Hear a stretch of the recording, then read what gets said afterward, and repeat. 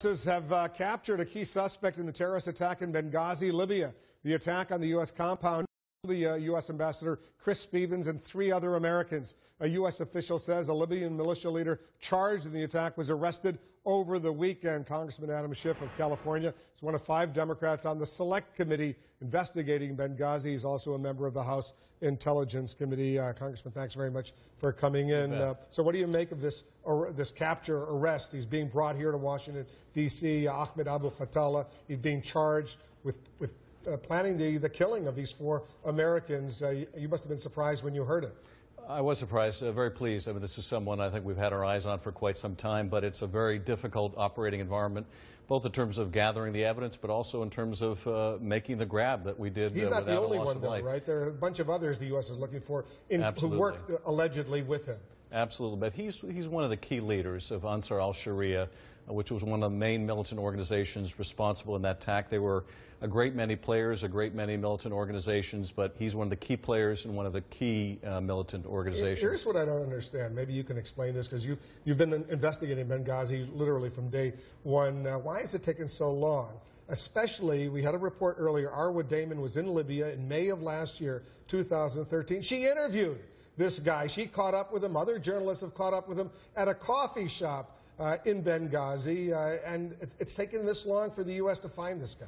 Well, it's been very frustrating, but I think there were several factors at work. First, we had to make sure that we had the evidence to go after this guy, and it took a long time to sort through the events of that horrendous tragedy and figure out who was responsible, what roles they played, what witnesses we had, what evidence we had. Then we had a very impermissive environment, and yes, reporters were able to get to him, but it's one thing for a reporter to be able to get to a swaggering culprit who's willing to sit down with them. It's another to get in, to grab someone and get out without getting our people killed. And then finally, you have the potential of really disrupting the Libyan government itself. That I think was a concern, and that I think is less of a concern now. That Libyan government doesn't seem to be much of a government. The place seems to be falling apart. Correct me if I'm wrong. No, absolutely. And Libya is in far worse shape now than it was during the time of the Benghazi attack. But I think ultimately we concluded, and I don't think this was the overriding consideration, that whatever impact it would have on the Libyan government was just not going to sway us. Let's talk a little bit, because I assume, hold on, the President of the United States is about to make a statement.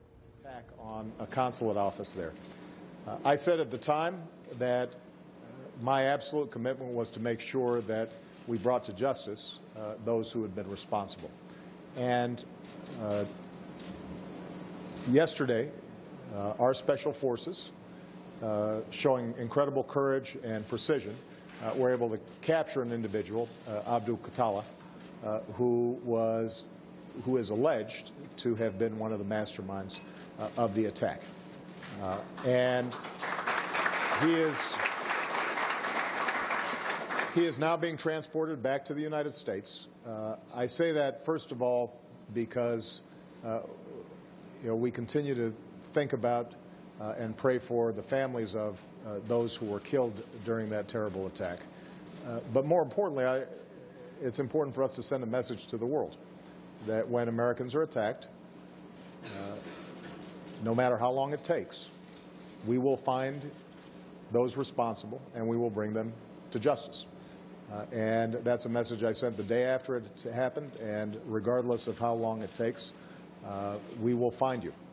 And I want to make sure that everybody around the world hears that message very clearly, because my first and most solemn duty as President and Commander-in-Chief is to keep the American people safe.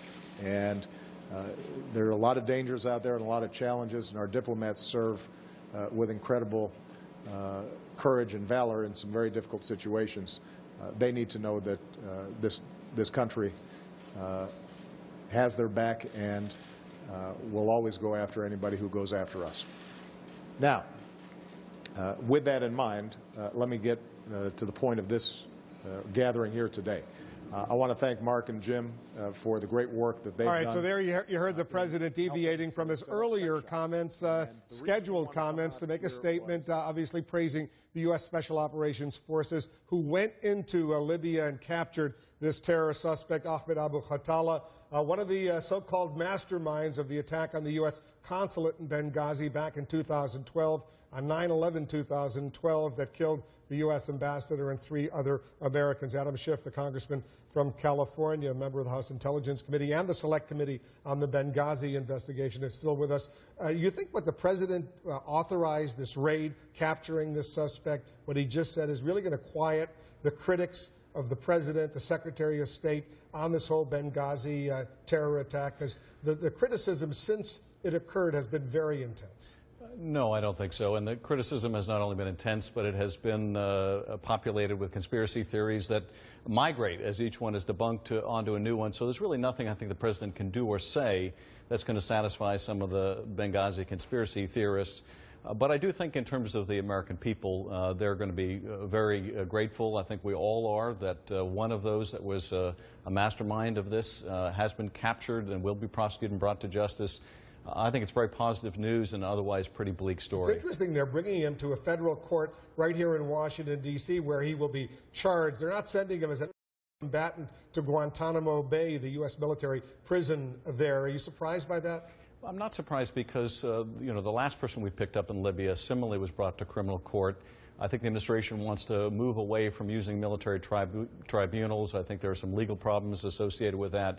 And wants to show, as indeed past prosecutions have, that the criminal courts are capable of handling terrorism cases. And in fact, they've got a much better track record than do the military commissions in Guantanamo. Before I let you go, very quickly, you issued a strong statement. You were here with me last week as well, saying to the president, not so fast as far as authorizing airstrikes in Iraq against these ISIS forces. Why are you so concerned about that possibility?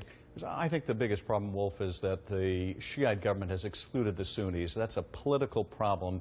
If we jump in firmly on the side of the Shia in what's becoming an increasingly sectarian war, we're going to be perceived as by the Sunnis just another part of the problem. It's not going to solve the problem on the ground and the reason why ISIS has been able to attract these Sunni communities, because Maliki and his government has pushed them into the arms of ISIS.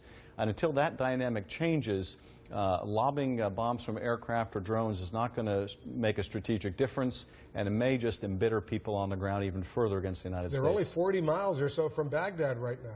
That's true, although I think we're already seeing the resistance begin to stiffen as the Shia military, as the Shia militias find that, you know, this is the battleground they've got to defend. So I think ISIS is going to find gaining territory in the more Shia south much more difficult. The key is to try to break away those Sunni communities from ISIS in the north. And I think we can do that, but we can't do it if Maliki's going to run the government the way he has. All right, Congressman Adam Schiff, thanks for joining us. You bet.